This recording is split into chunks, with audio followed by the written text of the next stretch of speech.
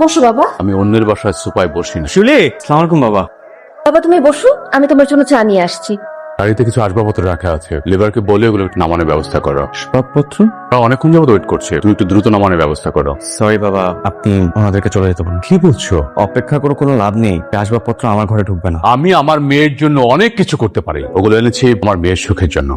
তার মেয়ে যতদিন আপনার বাড়িতে ছিল ততদিন তার দেখভালের দায়িত্ব আপনার ছিল, তো আপনার মেয়ে এখন আমার স্ত্রী, তাই ওর দেখভালের দায়িত্ব এখন আমার। আমি জানি আমার সংসারে শিউলিকে খুশি রাখার মতো তেমন কিছুই নেই, কিন্তু আমি চাই আমার নিজ হাতে ওর সব ভালো লাগার জিনিস দিয়ে এই ঘরটাকে গুছিয়ে তুলতে। টিপিক্যাল মিডল ক্লাসদের এক সমস্যা, আল নেই চুলো নেই, শুধু কথার রব। আমি আসি।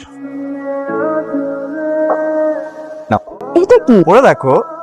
তোমার চাকরি হয়ে গেছে? ইয়েস। কনগ্রাচুলেশনস।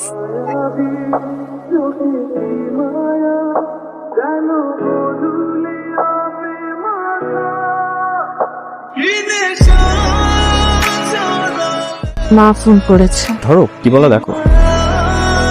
আচ্ছা পরে জানাচ্ছি তোমাকে। কি বললো? আমি মা বাবার অ্যানিভার্সারি, তাই তোমাকে আমাকে যেতে বললো। ও,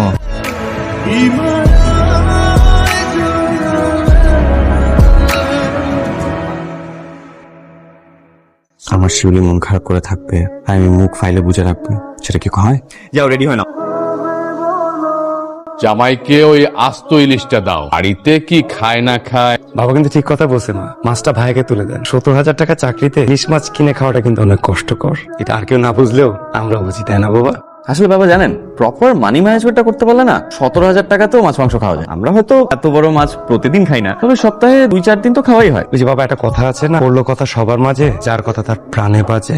এখানেই ভুল করলে ছোট ভাই। আমার হয়তো টাকা পয়সা নাই, এখানে বুদ্ধিটা আছে। তুমি জানি কি একটা ফোন চালাও, ওই যে আইফোন 16 প্রো ম্যাক্স। শুনেছি এটার নাকি বিশাল বড় স্পেস, মানে মেমোরি অনেক বড়। তো এই ফোনটার মেমোরির মতো নিজের মনটাকে একটু বড় করতে শিখো। দেখলেন বাবা, ভাই কিন্তু রীতিমতো আমাকে অপমান করলো। এভাবে আর যে খাওয়া যায় না। ও বসো বসো। কোনো দুষ্টুমি করছো? বসো তো।